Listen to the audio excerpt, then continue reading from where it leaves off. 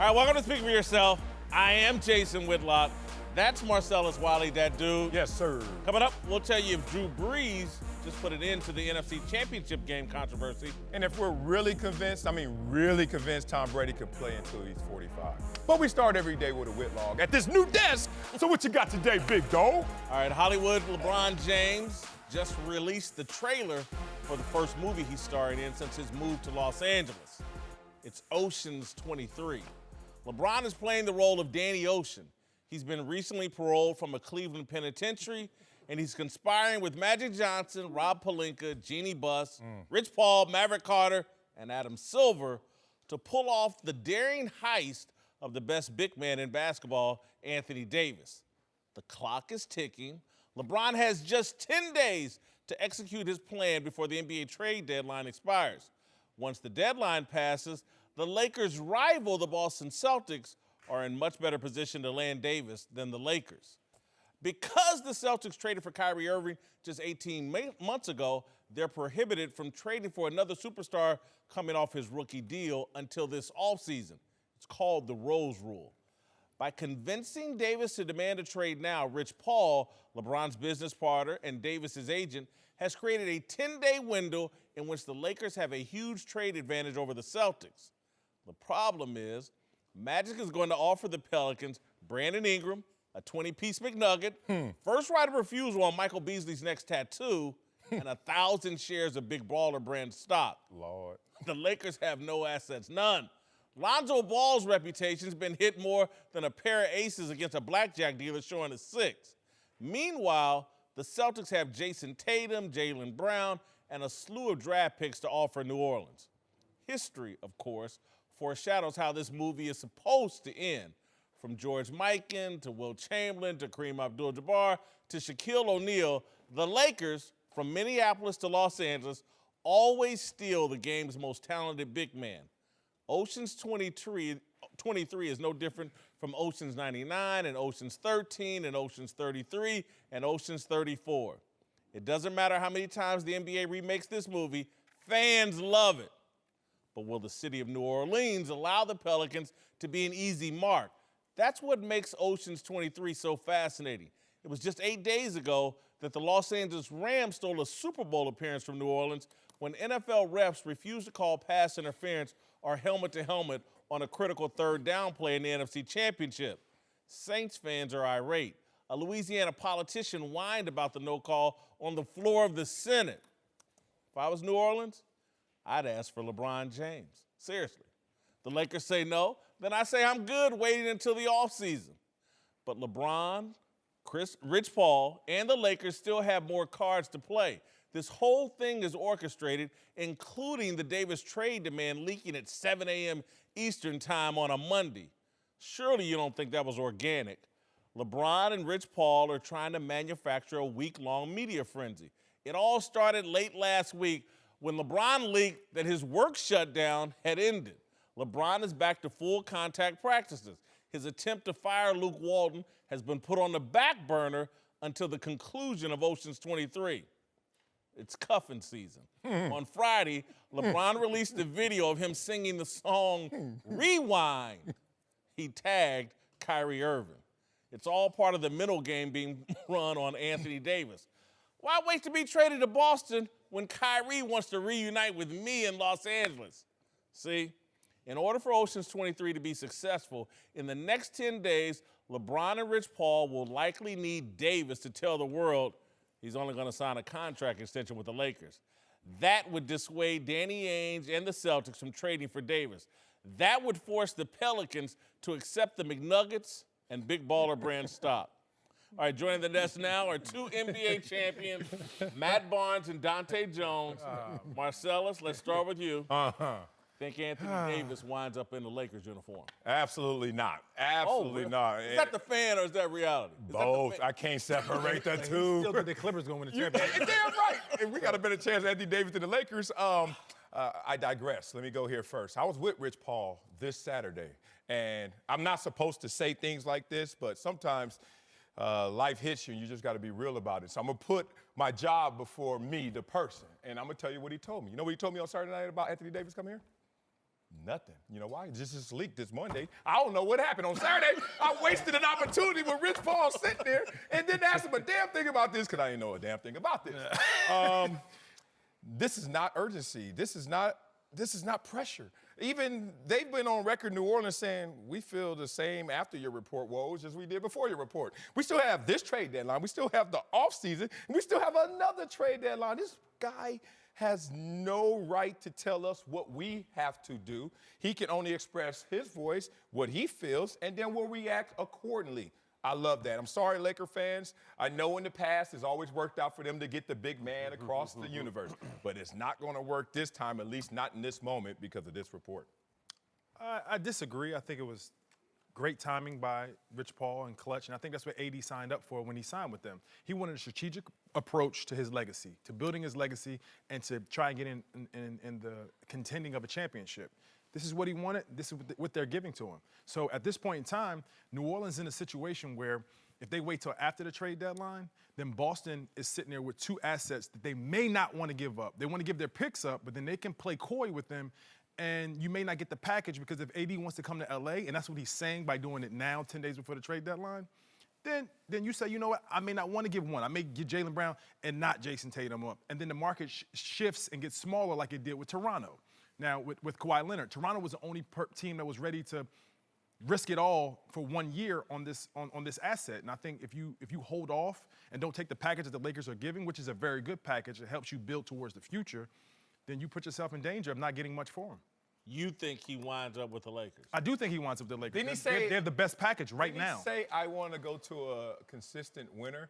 I mean, the Lakers been losing for the last 6 years. I think him going to a team is going to make them a consistent winner. And the writing's been on the wall for a while. You know, in September when he signed with Clutch Sports, you know, that was a sign. When Bron did whatever he did early in the season, saying how much you'd love to have AD, that was a sign, even though AD played like it didn't matter. And I really respect AD from the standpoint of there's no guesswork now. You're giving the New Orleans Pelicans enough time to know there's no future with us. So start thinking about rebuilding. Take your feelings out of the equation and get the best business deal done. Possibly, you know, the Celtics have a better package overall if it gets to that far. But like Dante just touched on, the package can change, you know, over time. The Lakers are offering some good pieces. If I'm Magic, I'm trying to keep everybody, but I'm trying to get rid of everyone but Kuzma. I would try to keep Kuzma. That'd be a great third option to go with those two. But I think he'll be a Laker. In the next 10 days? The fan in me wants to say yes. The reasonable person in me, I'm not sure. All right, then both of y'all, what's the package? I see McNuggets. I see big ball spread. What you What's see is the package? they have a sense of urgency for a set of young players, and they're not. The Lakers put a sense of urgency on them to be ready for the spotlight and to win a championship right now. So Kuzma is at the head of the package. Kuz is something that they're going to want, and I would give it up because Kuz could go and be a max player on the New Orleans Pelicans. Like, he has a future. He can get better. He can do a lot of things for an organization, but it's going to take some time. It's not right now, and the Lakers are in win right now mode. So Kuz is the headliner for the package.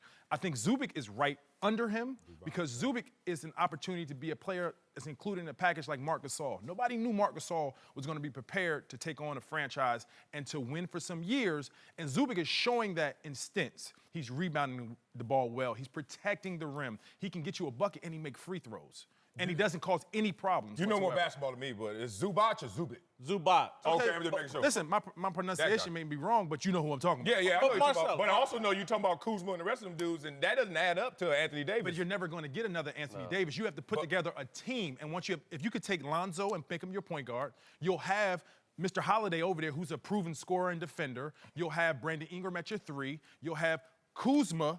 And then you could have a center. You could put together a team rather than having a player dependent on putting pieces in with the way the salary cap is right now and attracting guys there. You'll be able to build like Golden State did, like Boston did, instead of trying to lure people, because you can only lure people when you have a great city and when you have the money. The stars have to align.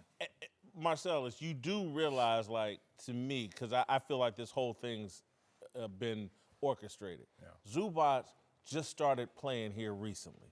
They've been showcasing him. They've been trying to elevate his trade value. They've been running some of the offense through him to showcase him.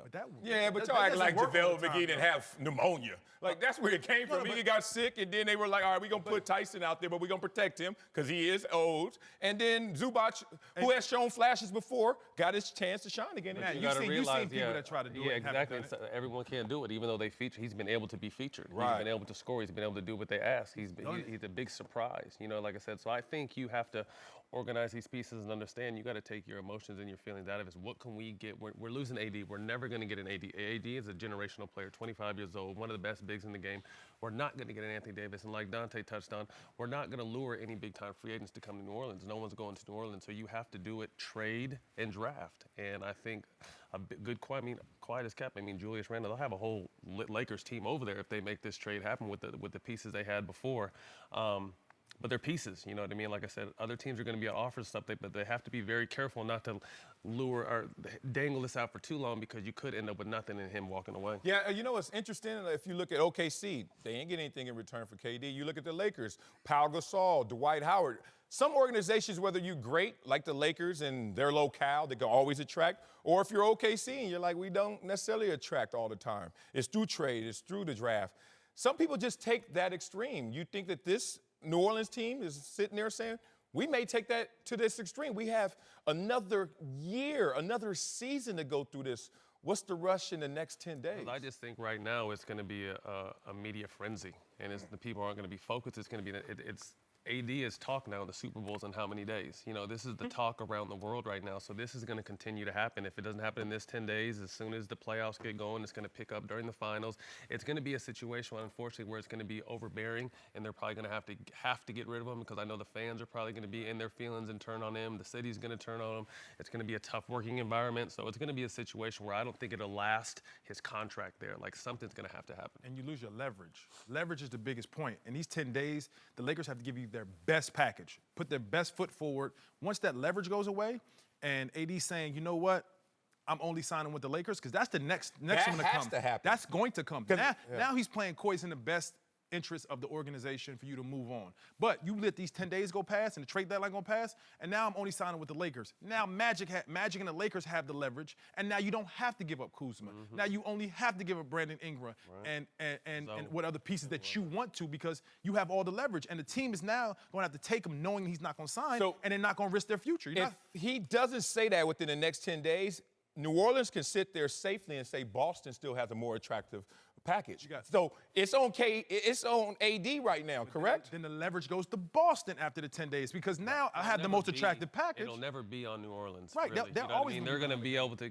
understand what package is better, but they're not necessarily going to have the leverage because they know their guy wants to leave. And I think even taking it back to when Bron started buying houses in LA a couple of summers ago. AD bought a house in LA this past summer. AD's always here in the summertime. He likes, like I said, LA is more than basketball. And, for these younger guys, that's what life and what culture is now. New Orleans has been in an uproar ever since the NFC Championship. And I've been saying, like, hey, man, that wasn't a rig job. That was just a bad call. That was just a bad call, referee errors.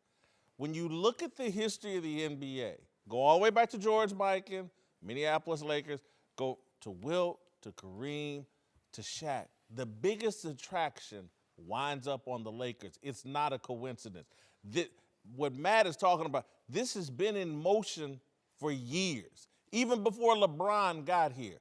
If the NBA is invested in the Lakers and LeBron James, and their TV ratings have slipped this year, they need a fix. Yeah, but Paul George was on his way to the Lakers as well, and things can get interrupted. You don't have to be AD, but they can still follow the same beat. So AD says, I'm on out of town. And you never know how an organization get in their feelings. They say, we get you out of town. We're just not going to get you where you want to land. But the Lakers, and then they waited. They played coy on that one, too. And you didn't give them your best. You didn't put your best foot forward on that one and said, I'll wait. The Lakers could learn. So the Lakers could learn in this situation. And I understand that why Boston is your best package, because Boston may change on you. They have changed on you before. 4 unknown draft picks we don't know, rather than 4 or 5 commodities. That's different than we don't know what could get. Injury could happen. Jason Tatum could get hurt. God willing, I hope that doesn't happen. Their assets could get hurt, and it could change the package, and then you could be stuck. Okay, look, I think it's So inevitable, time. but here's what I think. And again, this is why I think this has all been in motion for years. We've created this myth, and it's a myth in my mind, that Brandon Ingram is some sort of special player, that he's baby KD. And I'm like, no, he's not. No, he's not. He's a toothpick who can make some mid-range jumpers. He's not winning a championship for anybody. Quit comparing him to KD. But the whole media has been in on this selling and elevating the value of Brandon Ingram. Now I've just watched them pull the rabbit out of the hat. Hey, we're going to throw Zubac out here for 10 games and have oh, look at Zubac. Oh, my God. You can feature him. He's an asset. The whole poker. New Orleans is about to buy some fool's gold, and everybody's going to be okay with it, and Anthony Davis is going to come over, and the NBA is going to fix itself and have the LeBron show. And so let's just quickly move to the other topic. I think it's inevitable. I disagree with everything you just said. You said the same thing about the Memphis trade with Pau Gasol. Yeah, I just disagree. That's not happening in the next 10 days, and it may happen next trade deadline next year. Let's go with a hypothetical. Because he believes, and I believe he's coming to the Lakers. He just wants the Clippers to be If he gets with no assets. If he gets to the Lakers this year, AD, are they a threat to Golden State? Hell no. What? Why are we doing this? Okay, AD, you can come LeBron. here and live and have a greater life outside the game of basketball, and you're more than an athlete. I love all that. But you're not gonna be a champion. If you leave that roster with LeBron and you leave it with AD and the remains and ashes of a roster, because everybody else has to go to get AD, who's shooting? This is the team that shoots 28 in the league from three-point. Who's shooting? They 30th in free throw percent. Like, who's shooting? They can't even hit. I got something for that. Oh, go. So if you take AD, right, and you ship some out, Everything. your shooters, so you still have Caldwell Pope. You still have. No, you need to go with that contract. If they don't, you Hart. But none of them shoot Possibility. over 37%. Then you still got people that could be bought out in shooting. Like shooting can be bought at this point in time at the trade deadline. So Melo's still out there. J.R. Smith could be bought out. What I'm saying is, I'm not saying they'll beat the Warriors. No disrespect. That's a champion. That's a team that's running well right now, and Boogie Cousins doing his thing. No disrespect. But you could find shooting and make a team comparable to give them a scare. But the next year is where you'll be in contention for a championship and really there. Well, I think the Lakers and Magic have done a good job of showing they found these vet minimums with quality players. I think everyone laughed at the beginning of the summer when they signed JaVale, when they signed Lance, when they signed Beasley, when they signed Rondo. And I looked at it as like these are seasoned, proven guys in the right situation they can make work, and they've all played well. I love that Beasley's finally getting a chance to play because he's very talented, but JaVale's played great. Lance has had his flashes playing great. Rondo's Rondo. He's been hurt, but when he's in, he affects the game. Tyson, you know what I mean? So they've been able to put bits and pieces together. Normally when you blow up a team and get everyone, it's hard to find spots, but there's enough veterans out there who aren't playing bought out trades that can possibly help fill this roster. But like Dante said, next year is where you're going to be able to possibly not get a max player, but another solid, good all-star type player. And then it's going to be up for contesting. No threat to Golden State. It'll be a challenge. They might get a game or two if it ever gets there in the playoffs. But no, I don't even think anyone is going to touch the Warriors this year. Okay, so I mean, y'all sitting there saying that, and I know it was just one game, but game one of last year's NBA Finals, if not for J.R. Smith, LeBron and those spare parts would have taken game one. It just would have made the season, the finals one game longer. Okay, but again, if they can get one game with them spare parts, you telling me you add Anthony Davis, who can shoot from anywhere on the court and who can contest? They've added Boogie as well. We haven't seen him in the finals. Boogie compared to AD? No, you get just said AD, we get Boogie as champions. It's a little different. Said best big man in basketball. I think they give him a scare. I think if they're fully healthy, that is as you know, winning a championship is about health, momentum, chemistry, playing at the right time. If one of those things goes wrong, then you got a problem. But you got to hope for one of those things to go wrong. You can put together a team that have had championship experience, veterans, hungry, playing for money. That's scary when you got a team going into the finals against guys who just are adding to their legacy or adding something to already what they have.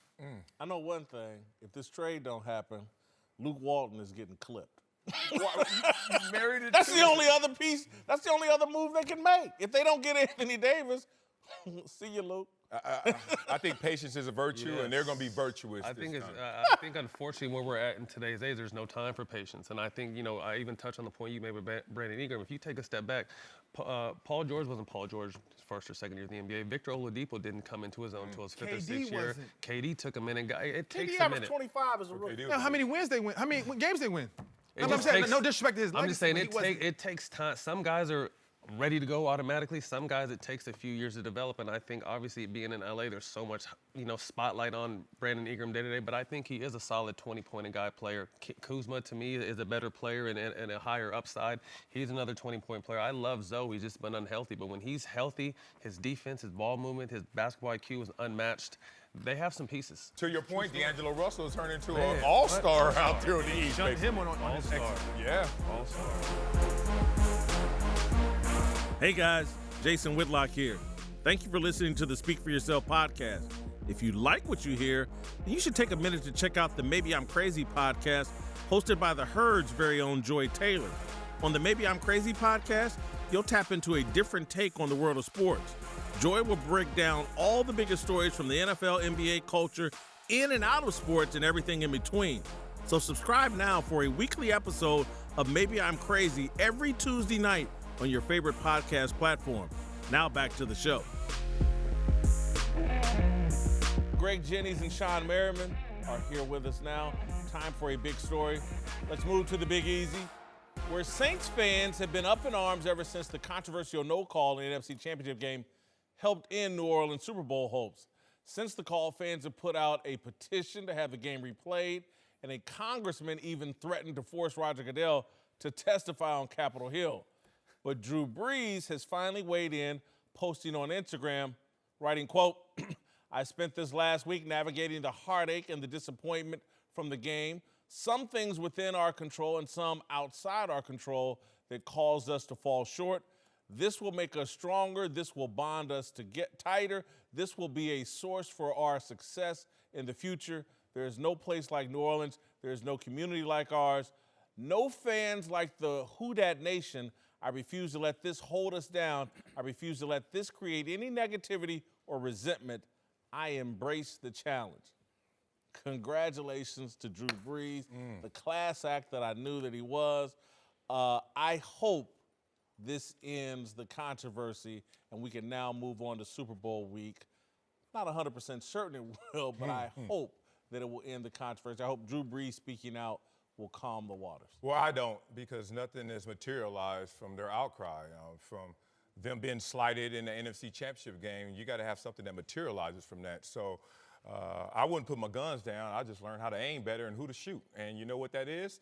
That is going to come shots fired from the executive committee, which Sean Payton's a part of, before Competition committee. Competition committee, by the combines. That's when you start to see this actually turn into something of substance. Right now, it's just a lot of emotion and respect to them and their emotion. New Orleans was galvanized, obviously, by Hurricane Katrina, and they used a lot of that emotion to ride to a Super Bowl championship. This is obviously in a different lane, but make sure that you use all that energy to sum up to something greater. And I think that greater is going to come from rule changes. And it's good of Drew Brees to be that leader, to make sure his fan base understands that he feels their pain, and to make sure that everyone knows how much he cares as well. But this can't stop until something changes within the NFL. Yeah, we can appreciate what he said. I mean, when Drew Brees says something, people listen, right? Even when he's talking about the NFLPA, he steps in, he says things because he can say things that other people can't. But he can't make this thing go away. This thing will never go away. He can make him feel better, but it'll never go away. In 10 years, Drew Brees is going to be sitting around, or he'll be somewhere in New Orleans, eating with his family, he'll be out, and somebody's going to walk up to him and say, you know what, we should have had another Super Bowl. The people in New Orleans will never, ever let this go. And I'm saying that because I've had a situation when I was with the Chargers in 2006. I can't stop hearing about it. Oh, Marlon McCree should have went down. He should have took the knee, right? Yeah. People never let these things go so they can make things feel better at the time. And I appreciate Drew Brees and spending, him being a former teammate for one, but spending a lot of time with him. I appreciate him coming out and trying to make the city feel better. But until, like you said, Marcellus, until something changes in these rules, until something is fixed, the fans will never forget that this happened. Look, it doesn't matter if something is changed or if something is fixed. The fans are going to feel this way regardless. Yeah. They can't replay the game. Nothing that they are complaining about, or rightfully so, is going to make them feel better. Even if they say, you know what, we were wrong, there's nothing that they can do. What Drew Brees did was exactly what he needed to do as a voice of New Orleans, as the leader of that team. He's going to make sure that his guys understand, look, guys, we may have gotten the bad end of the stick here, but we have next year to look forward. We can't bring this into next year and let it hinder us. We can allow it to propel us and do something about it. Similar situation in 2009, wild card game in Arizona. We lose to them in a shootout, 51-45, on a sack fumble touchdown where Aaron Rodgers' face mask gets pulled. No flag, but we understood the next year we missed an opportunity. It wasn't just on the officials. We missed opportunities in that game, and we ended up winning it all the following year. So kudos to Drew Brees. I think this team, it will refocus them on what's important, and that's just winning and taking advantage of every situation during the games when they're that heated. All right, Drew is one of the leaders. He's not the only leader. He is their leader. Okay, be careful because Cam Jordan went to the Pro Bowl and had a shirt on that said, hey, officials, can we see that T-shirt right there? Blow whistles, not games. So, Drew Brees, I know you posted that for the fans. You need to DM Cam Jordan and let him know, get on board. It's time to turn the page But I for think next year. that's why Drew Brees had to make this statement, because he can't allow his teammates to be distracted and it hinder them moving forward. We understand this hurt us, and we were on the bad end of it, but it wasn't all the officials. We still had a chance defensively to stop them. So we didn't do our part altogether. And I think what Drew Brees and what Greg is saying is like, hey, man, it's fine to have emotions, but what are you going to channel those emotions into? Yes. Right. And Drew Brees is trying to say, let's channel it into next year, something productive. Let's not channel it into protesting at the Super Bowl, calls for Congress to get involved. Let's use our emotions wisely for good.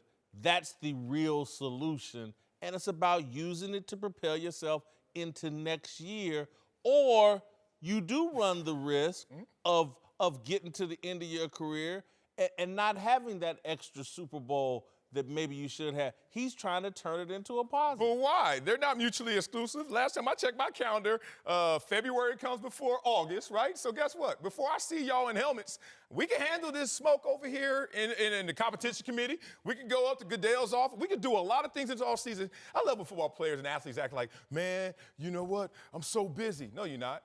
If you were so busy, why are you so good in 2K? Why are you so good in Fortnite? Why are you so good at all these games? You got time to handle all this, get your workout in, and still stay focused. There's a time and place for everything. This is the time to make sure they change these rules. Here's what I think Drew Brees or Tom Brady, and this is certainly what I believe. One of the biggest pieces of fool's gold that goes on in America is that you can do it all and you can have everything. I don't believe in that at all. I agree with you there. I don't, but I can do one more thing.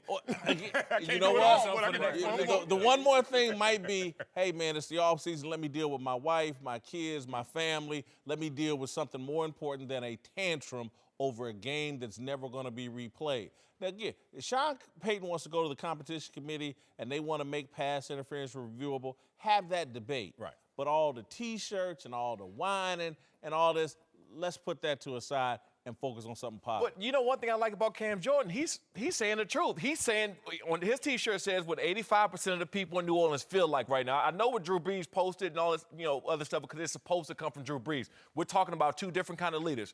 That T-shirt that Cam Jordan wore is what 85 or 90% of those people will forever feel like in New Orleans. So I don't think nothing wrong with that. I remind you, Whitlock, I own a house on the high road, but I rent an apartment on the low road. Can I go stop by the apartment every now and then and check on things? Look, That's and simple. again, for a few days, throw the tantrum. But carrying this into the full off season and into next year, unless you're carrying it in a positive way and it's motivation, if you just want to sell some T-shirts, if you want to get carried away with your emotions and all that, people won't let you have, because 85 to 90% of the people most of the time are dead wrong. Yeah, I'll give it's you a that. small handful of people that actually do the right thing. Let's move to Tom Brady, who is gearing up for his 9th Super Bowl and says he has no plans of slowing down, saying in an interview this weekend that there is, quote, zero chance they retires after the big game, but not everyone is convinced, including one of the guys he's facing Sunday, Rams corner Nikhil Roby-Coleman, who says, quote, age is definitely taking a toll for him to still be doing it. That's a great compliment for him, but I think that he's definitely not the same quarterback he was. Movement, speed, velocity, arm strength. He can still sling it, but he's not slinging it as much. Whatever he was doing because of his age and all that, not doing as much of that anymore. Has age taken a toll on Tom Brady? Yes, I agree with that. I think that's proper for me to say. I think Nikhil Roby-Coleman has basically just guaranteed age ain't gonna take a toll this coming Sunday. Right. We're gonna get some vintage Tom Brady. This is silly. I do think age is taking a toll. Last 5 games, 8 TDs, 5 interceptions. It's not been vintage, but I just think they're a little gassed up because they didn't take full advantage of the Chiefs, and they looking like you couldn't take advantage of Bob Sutton playing that 2-man coverage. Wait, Phillip, we're gonna put it on you. Yeah, I disagree with Nikhil. I disagree with Jason. I don't think age is taking a toll on him, and I'm looking at it through this lens. Skills is a means to an end. I think we put a lot of hype and a lot of attention on skills when we need to look at what they are. It's a road to production. So maybe he doesn't do it the same way, but he was never defined by skills. He was the 199th player taken because he didn't have great skills. Boy, kid, he played a game of football. So if you get caught up in the lens of looking at him like arm strength or speed or mobility or things of that nature, you get lost in what his greatness really is, which is, I'm just going to get it done, brother. It's with Edelman in and out the lineup. It's with Gronk in and out the lineup. It's with whoever you give me, and I'll make him a household name over the years. This guy is in a place where, as Wade Phillips said, it's impossible to criticize Tom Brady. And if you do, Wade Phillips wants to criticize you for criticizing Tom Brady. I'm in the same place. I don't know what defines this guy. I don't know what he has done to make himself this great. But I'm not going to be the one that sits there and predicts his demise, especially too early. Sounds like Nikhil is doing the same. I'm done saying age is taking a toll on Tom Brady. Nope, it hasn't. And the reason why I say it hasn't is because what we tend to do when guys get a little long in the tooth or at the end of what we foresee to be their career, we start to assess them by their age.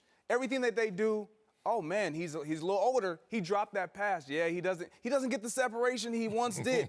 Number one, Tom Brady has made bad throws since he came into the National Football League. Right. It's just so prevalent now because now he's 41. He made that bad throw. I think it's over. Right. No. Is he in the Super Bowl? Is he in his 3rd consecutive Super Bowl? And when you look at his numbers, his stats, they don't lie. Like, has there been a drop? If you call this a drop, then I wish I would have had this type of drop. I'd still be playing. Like, he is perfectly fine. And when you listen to Tom Brady, he's very goal-oriented, purpose-driven. He is perfectly fine where he is. So you guys think that he's going to be able to live in the National Football League, keep throwing these underneath routes? These crossing patterns, dumping it off to White. You think this a defensive coordinator and the defense won't figure this out 2 years from now, that he'll be able to continue to do exactly what he's doing? 2 years from now? Even next year. I do. He's been doing it. We're talking about this Sunday. He's been doing it. Even this Sunday. Even this Sunday. Yes. Right? We only seen, even the last couple of games, we only seen Tom Brady really make a throw where he's standing back there and he throws the ball 30 or 40 yards on the dot. He only did it once or twice the whole entire game. One of the passes, Julian Edelman caught with one hand, going across the middle and brought it in. That wasn't a good throw. That was a great catch. So if you think that Tom Brady if people going to sit back there and let him keep throwing these 6 and 8 yard and 9 yard passes, and oh, by the way, because you guys finally decided to come up, we're going to throw one deep ball, he's not going to be able to live in the National Football League this way. Can I get this one? I mean, please, it's too easy for me. So this is you see this right here? I see it. Listen, I see it. And the drummer gets wicked. This is accumulated because of a team effort. This is the misconception we all have. Yeah. Tom Brady has to beat the Rams. No, Tom Brady needs to just be Tom Brady, and I need Chris Hogan, I need Julian Edelman, I need all these other guys. Sony Michel, do your part. You be special too, and that's what's going to propel them. Tom Brady doesn't have to be what he used to be because now they have a running game. And if I'm the Rams, I better stop a running game because I know it's just like Michael Jordan. Everybody who played Jordan is saying, you know what? Let's stop the others because Jordan gonna get his. Say that. Tom Brady gonna get his. You better stop everybody else because if Tom Brady gets his and everybody else gets theirs, they're gonna get another one of these. Listen, and I agree. I think we're going to see a great Brady performance. I think N'Keal Roby has made a mistake here. However, I know what he's talking about. He's sitting there like he's watched the Chiefs game and said, this simple two-man coverage that Bob Sutton played most of the game, they dropped a game-winning interception. Brady should have thrown 3 last week. N'Keal Roby, he's like, we're not going to make the mistakes that garbage Chiefs defense made that Tom Brady couldn't even eat up. They got a garbage defense that Tom Brady couldn't eat up. He's Sue, Donald, Marcus Peters, Aqib Talib, Josh Johnson, N'Keal Roby. They feel like they're going to make them plays. They're a bit overconfident. He's already making a mistake because if you think that Bill Belichick and Tom Brady and Josh McDaniels are going to come out with the same game plan that you saw watching film against the Chiefs, sorry, buddy, you already been bamboozled. Time for my favorite segment. Antisocial. Got my Twitter off here. Our social media manager, Darnell Smith, is here to tell us what's popping on those Twitter What up, streets. homie? What up, What's going dog? on, fellas? What's crackin' Mackin'? My man. Got my all black on today. Let's go. We about to kill you. All right, what's popping? All right, man, we're going to start off talking about the Pro Bowl. Yep. Whitlock's favorite quarterback, Patrick Mahomes, ruffled some feathers by wearing his Chargers jacket in the rain. Chiefs fans were pretty upset, dropping angry tweets and gifs after seeing this on TV. I think people are reaching on this one. Whitlock, you're our resident Kansas City fan. What do you think? I wouldn't be caught dead in Chargers gear. Wow. There you go. And you sandwiched between us. Let's talk. Let's talk. I wouldn't be caught dead. But look, if it was raining outside and it's cold in Orlando or whatever, I don't mind him putting on, he just did it because it was raining, man. You're not going to get me to disrespect. No, he did it because y'all cheap. If y'all went so damn cheap, send some equipment down to Orlando. Hello, y'all need to address like every other team was sending stuff. The Chargers send a bunch because we send a bunch of players too as well. That's what we do. Shots That's fired. what we do. I looked at it as he was throwing shade. Because I remember back in the day where I wore a Raiders hat one time, I was basically saying, I own you, right? I own a team. I was throwing shade. I think he's quietly throwing shade. That's how I looked at it. I didn't think it because of the rain or anything else. I just thought he was throwing shade. New wrinkle. I really don't think it's any of that. I think he was getting rained on. Let me get that. Put that on so I can stay think dry. They missed that big bolt on the left side of I that don't shirt? even think anybody thought about it. This is the one time your jersey, your helmet, it don't even matter. Probably at the Pro Bowl. saying, if Phillip Rivers ain't good enough to be here, I'm Wow. He's sunning Philip. trying to show y'all a little love. At least one Charger fan. Hey, Patrick Mahomes, I don't want to know, right? He out there cursing on TV, wearing any old jersey. He's doing himself a little bit. Hey, MVP, baby. Come down to death row. Yeah, he tripping. It's my league, punk. All right, Darnell, what's next? All right, man, let's talk about a story you guys touched on earlier, the controversy in the NFC Championship. More fuel was added to the fire after people found out that the 4 of the referees from the game were from Southern California. Social media was predictably outraged, calling them cheaters and claiming that this was proof that the matchup was rigged. Again, I think the fans are reaching here. We all know there's plenty of opportunities the Saints had to win, but you guys think this is fishy? I think it's a total non-story. Because first of all, you got to find 4 Rams fans out here in L.A., and you can't tell me that the 4 Rams fans Wait, out Chargers here. and Rams get smoked? I'm just talking about Rams. I didn't bring the Chargers. Would be hard to find 2 besides you 2. But again, hey, the refs being from SoCal, man, big deal. Big deal, right? This ain't no part of the conspiracy. I don't even know why Adam Schefter put this story out. Why yeah, exactly. I mean, where people live shouldn't have to dictate what their rooting interests are. Here's a fun fact. 8 out of 10 NBA players live in L.A., damn it, all season. 7 out of 10 in NFL. 6 out of 10 baseball. Right. And half of them Maki. Everybody want to live in L.A., dog, so you going to act like you won't have anything in this world, entertainment, sports, anything, if you want to discount or exclude L.A. residents. Come on, man. It's just how it goes. The Rams just got to L.A. Come on, man. The refs probably been in this league forever. Like, it's a non-story. We're digging. They're digging. They're trying to find something. It's nothing. When I seen this, I said, you know how many refs I ran into in San Diego, especially downtown in the Gaslamp, where I spent 75% of my time? I would see him all the time. I would go by and tap him on the back and say, hey, man, you going to call that call? I'm still getting held right now. You still ain't called it. Right. So I would see guys all the time, and they would give me stuff all. I mean, it's just, it doesn't matter. And fans don't get it. Even during the games, refs are cool. You be like, hey, man. You be like, yeah. And then he throw the flag right on you. You be like, hey, dog, I thought we were cool. Right. They don't They care. don't care. They don't care. The wording of this story bothered me because as a journalist, I don't even get raised eyebrows around the NFL. If that's your news peg, that an eyebrow raised and therefore that justifies a story, that someone said, isn't that interesting? If that's all it takes to get on the front page of a news outlet and to fan the flames and besmirch the integrity of people, that's a really low bar. I will say one thing, and I heard this. They said, let's not take the referees out of what they've earned, the NFC championship game or championship game level. Put them in KC against the Patriots. And in the NFL, let's just be smart, big business. It's not the best optics to have 4 L.A. residents playing. If they have an option. Not even something they thought about, I guess. That's the point. It's not. And if you're a big business, you need somebody who's getting paid $27,000 to think about the little things. Right. And pay that person to do a moment like Look, this. New Orleans put them first 2 possessions in the end zone. Are we talking about these refs? Nah. Thank you. Nobody would care. Thank you. Here y'all go. All right, what city is Sean Payton from? All right, Darnell, what's next? Yeah, our guy Eric Mangini was on First Things First this morning. He was talking about a bounce-back game from Todd Gurley in the Super Bowl. Take a listen. It's easy to be gracious in victory. I think if the Rams had lost, this whole discussion would be different about why would they use CJ instead of Todd Gurley? How can you leave him on the bench? He averaged 7. Now, when you win, everybody's like, oh, yeah, you know. It worked well. Slow Right. clap. To me, you need to give him 15 carries in the Super Bowl and give him a chance to be the player that he's been all season. Y'all expect Todd Gurley to get a heavy workload on Sunday? Not because of anything that happened last week. I think I'm hopped fully on the Sean McVay bandwagon. I don't think Todd Gurley had a problem with this. Todd Gurley dropped 2 passes. One of them was an interception. He didn't deserve snaps the last game. Yeah, he did.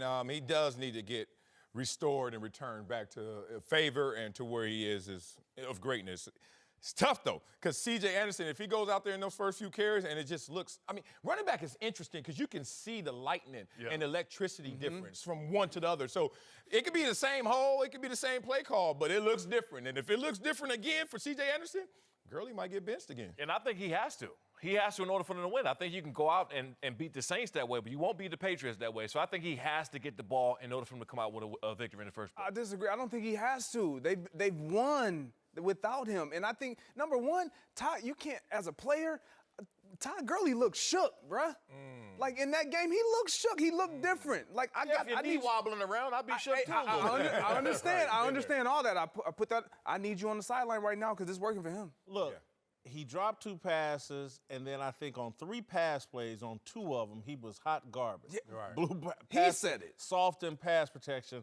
I had no problem with how they used him last week, and if he doesn't play well, he won't play this week. All right, we got a new element for Antisocial. New element. Darnell, take it away. It's Darnell. My guy. My guy. My question of the day. My guy. My guy. Yeah, so don't hate on your boy. Okay, yeah, man. You're wasting your talents behind that desk. You're on the stage. You hear that, Whitlock? No, I didn't. Go ahead. All right, guys, ever since we started Antisocial, and I've had a chance to be in front of the camera, I've been having random people just reaching out to me from high school to middle school, people I haven't spoken with in years, and it gets kind of confusing on who's real and who's fake. So my question for you guys is, how do you decipher between the real and the phony? I'm going to let y'all pro athletes Oh, I handle got that you. one. All right, my Coach James, LA Jets, shout out to him. When I was getting drafted, he told me one thing. He said, If you want to know who's real from fake, listen to people. They'll tell on themselves. That was one. Use that to this day, so I'm listening to y'all. Second thing is learn to say no without guilt. Everyone learns to say no at a certain point, but you can't wear it with you. Once you say no, move on. You learn to do those two things, you be straight. Yeah, whatever you say, you got to say it in front of the person's face and behind them. Like, right? I mean, if you're going to talk behind his back, you better say the same thing in front of him. So that's the only way to say real to me. You know what? I used to hear this all the time. You changed. And I'd be like, you did too. Because when I didn't have this, you never asked me for anything. You changed. Darnell, but you have changed, man. I'm trying to get in your pockets and you ain't. Man, I'm trying to get in your pocket. That Darnell. It's my guy. Hold on, guys. Y'all dodging a little bit. What? Not you, Marcellus. okay. How do you discern between who's real and who's fake? Again, you get a little shine. Y'all went through it as athletes. But hell, y'all were stars in high school and in college. But NFL's the next level. How do you discern between who's real and who's fake? For me, it's being able to be around somebody needing something and don't ask, right? I mean, it's a bunch of people, they know we got it, we go and make it into the pros, and they got it, and they're still around, and they might need some rent money. They might need to pay the car note. You know that, and they still don't ask. To me, that's a real person. I want to went follow through up it. on this because that is something I truly believe in. Yep. I believe the real people in your life, you have so much engagement with them that you know what's going on in their life. And if you're in position to do something to help them when they're in a jam, they won't have to ask because y'all are so connected that you can sense that. And they will know that if there's something Darnell could do, he would have already done it. Absolutely. And so it is the people that end up asking you, they're the ones who really aren't in your life because they haven't been letting you in on the whole process along the way. Yeah, I'm with you there. I had a family, fortunate that they never asked me for anything. Like mom, dad, siblings, I'm one of four, never asked me for anything. And so when everybody else would come and ask, it's like my family, my direct family is not even asking. So I kind of use that as a barometer to where I was able to fend off others. But to your point, it's great. If you're close enough to people, you're gonna know their situation. You're gonna want to help them out. Right. They don't have to ask you. You know what they need, and you genuinely want to help them out. Most of us want to help. Damn right. But when you ask me over and over again, you making me feel I don't want nothing to do with you now. I want to, Marcellus, you made a great point too about your coach because it's another thing that if you'll be quiet and listen, people will tell you everything about themselves. Boy, everything. it's real. It's the people that talk too much that you never hear what the other person is saying. That's how you get confused. Hey, my coach got another one too. He said, are you here for the parade or are you going to be here to help build these floats? It's a big difference. A lot of people want to show up when it's all confetti coming down. You going to help build this float? Nah, my coach was deep. One last one. Oh, you got one? I got one more. Yeah. You got one mouth, 2 ears, and 2 eyes for a reason. You should do 4 times as much listening and observing as talking. Let's move to Orlando, where the AFC beat the NFC in a bizarre Pro Bowl, a game that might be even more broken than the trophy Jason Witten handed out afterwards. The game featured Zeke Elliott and Saquon Barkley as pass rushers and Mike Evans as a cornerback. And with bad weather and a lot of empty seats, the NFL has already said they might consider finding a new location for the event. Look, man, it's time to move this thing back to Hawaii and back to Honolulu. It was the greatest all-star event in all of sports when it was in Honolulu. Tremendous parties. The game, who cares? The whole week was fabulous. I say move it back to Honolulu. Somehow combine it with the Senior Bowl. Let the kids, the college kids, play, and let the players be some kind of assistant coaches. But as far as the game, it's virtually unwatchable at this point. It's not virtually unwatchable. It is unwatchable. I'm not going to qualify this. It's done. It's dead. And I've told you guys this before. No football player loves football unconditionally. I've said that 1,000 times. Ray Lewis is close. Like, he might be the only dude I remember. Like, maybe he does. Sean Taylor did. Okay, I give you a couple. But you know what it is? This is not basketball. This is not baseball. Ain't nobody casually playing no damn football ever in their life. The game of football chooses you. You know, you don't choose it. You choose other sports, and then you're like, damn it, but I'm great at football. Let me do it then. And this is being proven now because we're watching guys who are trying to play football casually. You can't. They're on the goal line. Guys are backpedaling. You're seeing running backs play D-line. You know why? Because even with a $150,000 incentive and all the speaking engagements and all the companies giving you money throughout the week, we've all been there, it still ain't enough. Maybe to Alvin Kamara and them guys who are on their first contract, but to the energy of the Pro Bowl and those great players, I'm not playing a game of football even once for $150,000. I hate to be that guy, but I'm trying to give y'all the real understandings. This game is done. Yes. Now, if you want to pull this out every week and every year and say this is the Pro Bowl, cool, but your expectations have to drop to what we saw, which was a horrible product. Yeah, I think that when they go and talk about the rules of what happened in the Rams game and the Saints game, when they go and talk about that, the Pro Bowl needs to be talked about as well and how they want to move forward with that, because I get it, and I do agree they need to move it back to Hawaii. Hawaii in Orlando, just you can't do that. You can't do that. But I remember going down into my rookie year and getting a chance to be around the players that you play against, but you don't know how they are off the field. And we were sitting by the pool, we were drinking some Mai Tais, and Peyton Manning was down there and having fun, all giggles, and the guys come, he's like, man, dang, Peyton Manning's cool. You would think that Peyton Manning wasn't funny, wasn't laid back, but he's one of the coolest and funniest laid back people down there. Having fun, drinking all week, going to practice, having a good time. But when the game came around, it's still competition. You might play soft or weak a little bit the first quarter. You're getting out there, everybody's having a good time. It pick up a little bit in the second quarter. That first big hit, when that first big hit happens, that game has changed. That game has changed. You get 20,000 for going, you get 40,000, whatever it is, for winning. Yeah. And after you fly your whole family down there, and your boys from high school and the boys you played with, you breaking even about $20,000. Now you're trying to go and come up. Yeah. That first big hit, you mentioned Sean Taylor's name, because I was right there on the sideline when Sean Taylor came and hit the punter. When he came and hit Brian, was it Mormon, right? Brian, he came and hit him. I was about 10 feet away from him. Everything changed. Now people are out there gunning. So unless they do something or change something about this game, it's not going to be virtually unwatchable. I just think it's not fair to call yourself an all-star, one of the best, and you're out there laughing and playing around and not playing the game hard. Yeah, the game ain't changing. There's nothing you can do about it. I don't care how much you take it to the competition committee. It is what it is.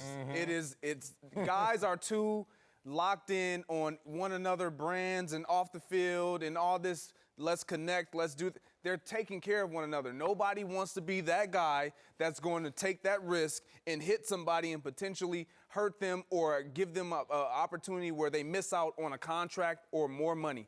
It's not happening. This game is busted. You made a great point. You tie it in with the Senior Bowl somehow with some collegiate players and allow them to be around these pros who are the best of the best for this year. I think you get a little something different out of those guys, but they're not playing each other. Yeah, I would try to elevate the Senior Bowl and get more guys to play in the Senior Bowl. Again, the Senior Bowl's nice. Drew Lock and these guys played in it this year. But if you can get more top-round-like players playing in the Senior Bowl, take that to Hawaii. Let them experience that Hawaii Pro Bowl experience. That'll serve as some motivation for some of your top incoming guys. And I'm just telling you, the parties, it's better than NBA All-Star Weekend. It's better than I'm just telling you. What do you mean? I've been there. It's an abbreviated version. All-Stars is a higher peak, but this is a better quantity ratio. I'll give you that. Yes. If they put your Mai Tais with Peyton Manning on TV instead of that junk, I'm watching that because I would like to know you in the personal scape. But let's not forget, it's better to watch flag football because at least in flag football, they're violently trying to grab the flags. This is like, I'm going to run up to you and hug you. It's horrible, but I know why it happened. People forget. Robert Edwards went to the Pro Bowl and tore up his knee. And when he tore up his knee playing some sand flag football, every single player felt that message, said, oh, when I don't have to do it, I'm never going to do it. I don't care how much you offer. Return to Anthony Davis, who reportedly has told the Pelicans that he does not plan to re-sign with the team, and and has requested a trade to a championship contender. Davis is just the latest big star in recent years to make a demand like this, with Kawhi Leonard and Jimmy Butler forcing their way to new teams this season, while Paul George forced his way out of Indiana the season before. All right, guys, I make it very crystal clear. I'm the fan. I'm a sports fan. Y'all the professional athletes. As a fan, I don't like it. Just guys jersey jumping, jersey chasing city to city. They get to create the teams. As a fan, I want ownership to have a little bit more control. I'm still mad Paul George left. To me, he's the best player in OKC. He's better than Russell Westbrook. He should still be playing for my Pacers. You know, got personal over there. Look, I love it. I love it. I'll use a couple of cliches to prove my point. Energy can't be created or destroyed, just transferred. So all we did was transfer the balance of power from upstairs to the players on the court who are actually in the trenches on the front lines. And I think take care of themselves and believe in their careers more than some GM who gets hired and fired. You know, I'm more invested in this than you, brother. One. Two, if you look at it, it's crazy that everyone is up in arms. Like fans are like, oh, I can't believe it. Ain't no fun when the rapper got the gun, huh? Guess what? Y'all been doing this to us for years, telling us where we got to go in the middle of the midnight hour, got to wake up your wife, your kids. Hey, baby, no school tomorrow. You know why? Because we on this plane. And now when it flips, also up in arms. It's always been like this. It's just now it's shifted on the court and where it belongs. Great point. I think when an employee is energetic and happy about being someplace, I think you get a better employee and you get a better product on the court. And when the players have, especially the top tier players, have influence of where they're going to play and the circumstances around them, I think you get better play, you get better camaraderie, you get better ownership in the union between the organization and the player. Yeah. When the ownership has it, it hasn't been successful, and I think you get upset when it's not your team. Because when it's your team, yeah, you're happy right now. The Clippers situation where they have a max contract and they're looking favorable, he's happy. The Lakers fans are happy at this point in time. Boston is happy right now. But it's the smaller markets that tend to have that opportunity. But time out. But San Antonio's been doing a good job. And and it forces your organization to have a great organization, a great GM, a great coach, a great president. It puts that pressure on them to do their job, be attractive, and control the situation. I think they hit it on the head. For years, it's always been they can trade us, cut us, waive us, not play us, and it was the business. And then once superstars started taking their happiness and their future in their own hands, they become the villain. So it's kind of a catch. Is overrated, man. No, not true, because like Dante said, when you're a happy employee, you're going to play better, you're going to look at life better, you're going to be overall a better employee. Well, I'm gonna sneeze. Excuse me. But I just think it's time. It's the timing. I think it's good. We have a small amount of time to play this game, and if you transpire this to another career, you're always looking to move up. You're always looking for a better situation, a better job, and that's what these players feel like they're getting right now with this opportunity. Is okay, I have a chance to win on a better team now. Why are you such a bad guy because you want, quote unquote, it's not even a raise, but I want to go to a better situation. You know, people are always looking for raises and changing positions and titles and different jobs in day-to-day life, but when athletes do it, they become the villain. I see why you're upset, though, for Indiana, because Indiana has a great organization, a great ownership. They do their job. But there's some owners that don't do their job. There's some organizations that don't do their job with their GMs and their presidents and don't provide the right circumstances for a top-tier free agent to flourish and have a great career. Yes, there are some times where a good organization with a great owner has to take a fall back and gets put in a situation, but they got to steal a great product out there. They got a lot out of that Paul George trade. They have a team that was competing for the top of the Eastern Conference because they got a great package back, and they did their job and get that back. If you're a Pelicans fan, how are you supposed to feel? And again, the game really is about for the entertainment of the fan. How are they supposed to feel? I'm going to be real. Embrace the underdog role. It's going to be very difficult for half of this league to ever win a championship. Let's just be real about this. But it's an open market. This is a business product. Guess what? Not all businesses succeed. So let's just be real. If your only line of success is championship or not, most will fail. If you're going to look at it like entertainment, you're going to look at it like, are we competitive? Are we in things? Or do we make noise? Then you start to win as an entertainment product. But look, we're only talking about so few stars. Only so many people over the years, starting from Hakeem Olajuwon to Jimmy Butler lately, now Anthony Davis, that are forcing trades. This is a short list, and the names are top tier players. Not everyone is forcing a trade. Find a new team to cheer for, maybe. I like that too, Matt. I ain't want to go that far. It is what it is. They're in the driver's seat right now. They're going to be set for their future. The teams that are dominant right now are teams that drafted well and traded well and got assets. You look at Brooklyn. Brooklyn is putting a good product out there, and they had no assets, and they traded and had a good front office that took pieces and made something out of nothing. You have a guy that's going to bring you back something. He's going to bring you back pieces to build towards. One guy could bring you back 4 pieces. And if you get those right 4 pieces, you could have big in playoff contention. And you can do it like I kind of do with the NFL now. I cheer for players. Oh, I mean, stop. cheer for I'm a players. Chiefs fan. Uncle Jimmy's here to help us talk through our approval rating for LeBron James. I'm gonna need you to please refer to me as Uncle James. Damn, Uncle James. Or more officially, Uncle LeDon James. LeBron, you better hurry up and get healthy. You look like it's adding up on you. As you may know, you may not know, my bloodline runs through the Cleveland as well as deep through the Akron area. Oh, boy. What's in that goblet, first of all? What you sipping on? You tripping. Oh, really? What are you sipping on? Yeah, what's on there? First of all, if it's any of your business, Marcellus, I will have you know that I'm sipping on a nice Cabernet. Broke. What? This is grape Kool-Aid from a Compton vineyard. This is a 1993 Suge Knight Reserve. What's a jabber? Hold on a minute. Let's go to the highlight. Something. Uncle Jim, let's go to the highlight from our discussion earlier about LeBron James. Clock is ticking. LeBron has just 10 days to execute his plan before the NBA trade deadline expires. Once the deadline passes, the Lakers' rival, the Boston Celtics, are in much better position to land Davis. I was with Rich Paul. You know what he told me on Saturday night about Anthony Davis coming here? Nothing. You know why? Just leaked this Monday. I don't know what happened on Saturday. I wasted an opportunity with Rich Paul sitting there. I'm sorry, Laker fans. I know in the past it's always worked out for them to get the big man across the universe. But it's not going to work this time, at least not in this moment, because of this report.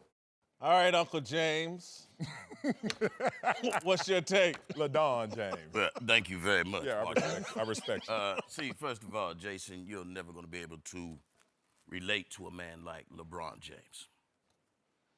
Because you've never even been a real player. Ooh. Marcellus. Ooh. You know what I'm talking about. I do feel you, baby. Keep talking, though. See, Jason don't believe in player mobility. Because he ain't never been a mobile player. You understand?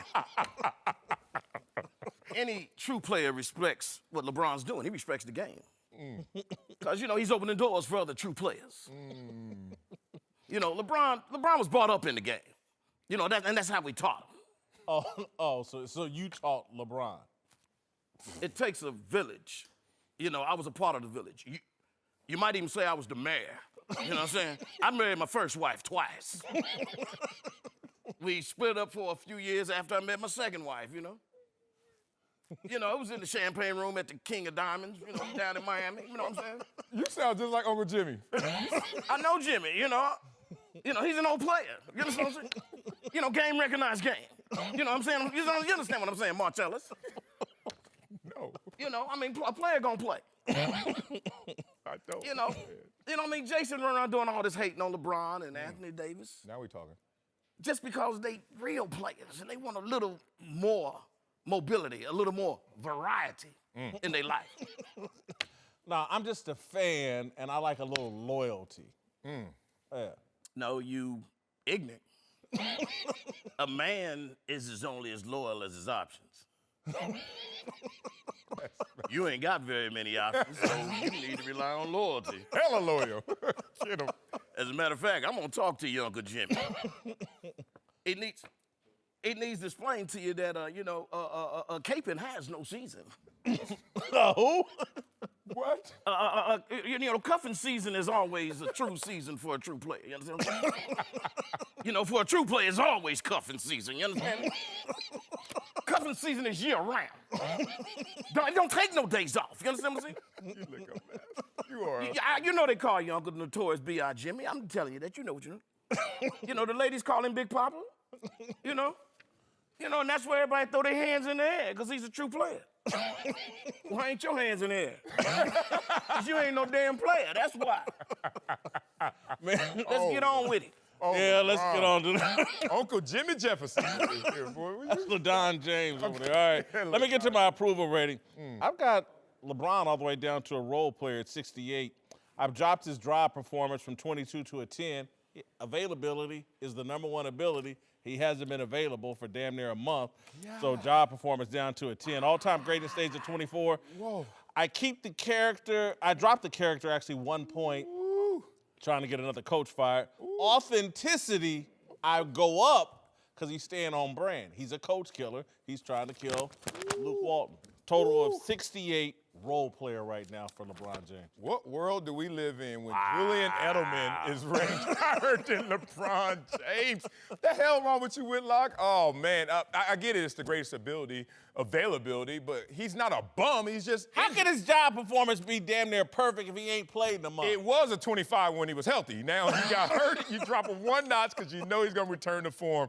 All-time greatness, duh. I don't even understand. There's nothing he can do to make him greater. Like, he's on the Win level. championship. Another championship, but not just his first. Character, authenticity, I love him.